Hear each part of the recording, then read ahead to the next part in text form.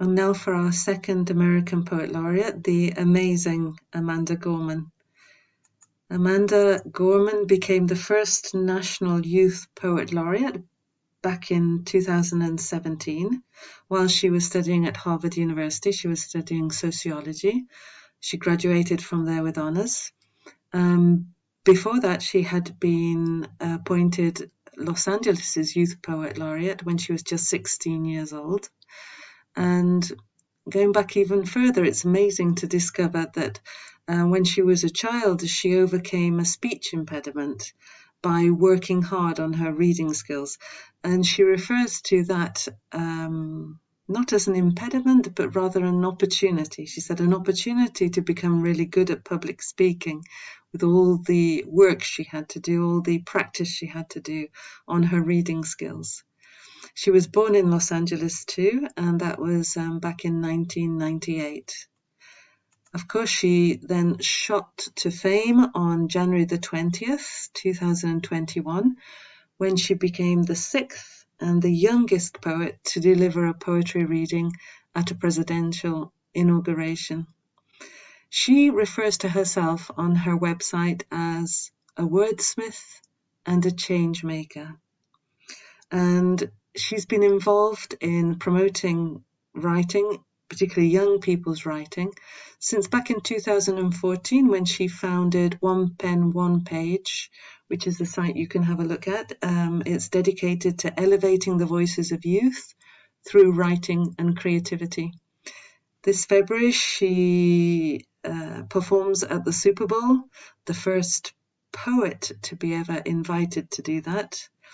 And she has also even been recently signed up on a modelling contract. So everything is going for her at the moment.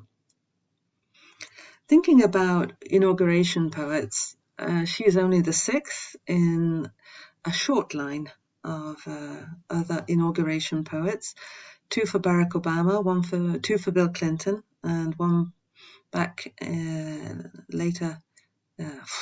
earlier in the past for JF Kennedy.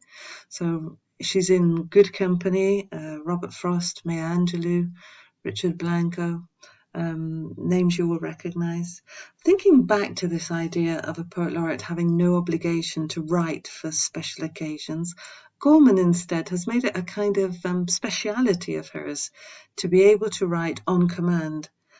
She says each work takes days and days of preparation, but she does produce for the moment, and she specializes in poems which are infused with national pride and optimism, which promote the idea of the United States as a community.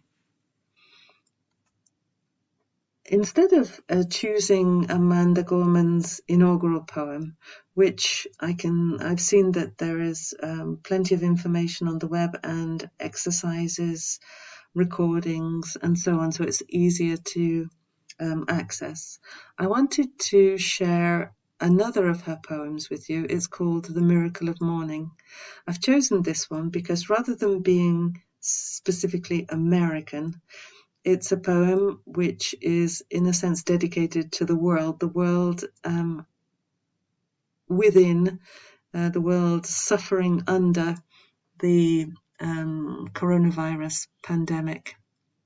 In fact, this is a poem that was commissioned by CBS This Morning program, and it was commissioned in April of 2020. And in the words of CBS, they say, in April of 2020, we asked America's inaugural youth poet laureate, Amanda Gorman, to use her powerful words to help us find hope during the COVID pandemic. So her mission was to find hope, to infuse America with hope. And hopefully it stretches beyond the borders of America. I mean, if you've watched her amazing inauguration speech, you will have seen that she very subtly performs as she reads. She's got a beautiful way of moving her hands and using her face, the direction of her glance, just something as simple as a smile at a certain moment. And this is why I've also put up a link on this page because watching her perform and hearing the music which she chose to be played as the poem is read is really important and very special. In the meantime, you can put up with my recording, but do hear the real thing. As we said before, she describes herself as a wordsmith, and it is a poem which, in a similar way to The Hill We Climb, the inauguration poem, it's a poem full of beautiful sounds and beautiful effects created by her choice of words. I would, in fact, refer to her writing as constrained writing because of the very careful choices she makes. But in the end, the end result isn't at all constrained. It sounds unforced. It sounds joyous. It's easy. It's a poem full of hope. It's a poem full of optimism. It's meant to uplift the soul, just like The Hill We Climb was meant to uplift American spirits at the inauguration. So the kind of wordplay, the soundbite, this just a few of the things that she does, maybe the dominant effects she creates. She uses perfect rhyme, both internally and as end rhyme. But she also uses a lot of half rhyme. And in a sense, I think the effect of half rhyme is sometimes more powerful than perfect rhyme because it is imperfect. Words like morning and storming, there's enough of the word to create musicality, but without it sounding banal, which end rhyme sometimes does. Homophones, the play on the idea of morning and morning, or morn and morn. And then there are the special use of the same words in a line, but with a very different meaning, such as to make humankind and to make humans kind. Alliteration. There is so much alliteration. It's one of the most powerful aspects of her poetry. Look at this example line, this meaningful morn, we mourn and we mend. So easy and so powerful at the same time. Consonants too. In this chaos we'll discover clarity. The k sound there. Assonance, sunlight, wide. Words very close together with beautiful similar vowel sounds. And then this kind of word joy where she almost creates anagrams. Take three letters like ing, which she introduces in the word fingers, and then readjust them in the word grin, and the ng again in the word young, the I, the N, and the G present again in the word neighbor, and then taken up again in the final word brings, fingers, brings. Amazing. Word joy I've referred to because I'm not sure what name to give it. But this is the power, perhaps, of Amanda Gorman's poetry. The two things, the optimism that she intends to bring, the way she intends to inspire, and then the beautiful sounds, the beautiful games, the beautiful combination she creates with words. So quite simply, we're going to enjoy the sound of the poem. We're going to enjoy looking at the poem as you listen to it.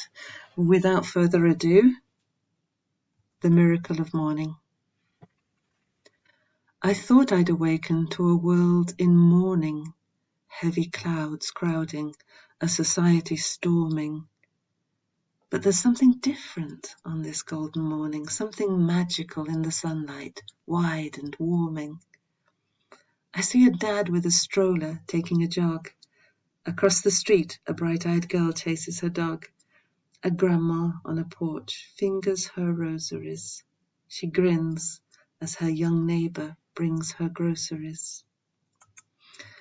While we might feel small, separate and all alone, our people have never been more closely tethered.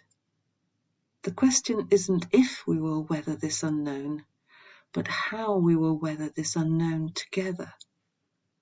So on this meaningful morn we mourn and we mend, Like light, we can't be broken even when we bend. As one, we will defeat both despair and disease. We stand with healthcare heroes and all employees, with families, libraries, schools, waiters, artists, businesses, restaurants, and hospitals hit hardest. We ignite not in the light, but in lack thereof. For it is in loss that we truly learn to love. In this chaos we will discover clarity. In suffering we must find solidarity. For it's our grief that gives us our gratitude, shows us how to find hope if we ever lose it. So ensure that this ache wasn't endured in vain. Do not ignore the pain. Give it purpose. Use it. Read children's books. Dance alone to DJ music. Know that this distance will make our hearts grow fonder. From a wave of woes, our world will emerge stronger. We'll observe how the burdens braved by humankind are also the moments that make us humans kind. Let every dawn find us courageous, brought closer, heeding the light before the fight is over. When this ends, we'll smile sweetly, finally seeing, in testing times, we became the best of beings.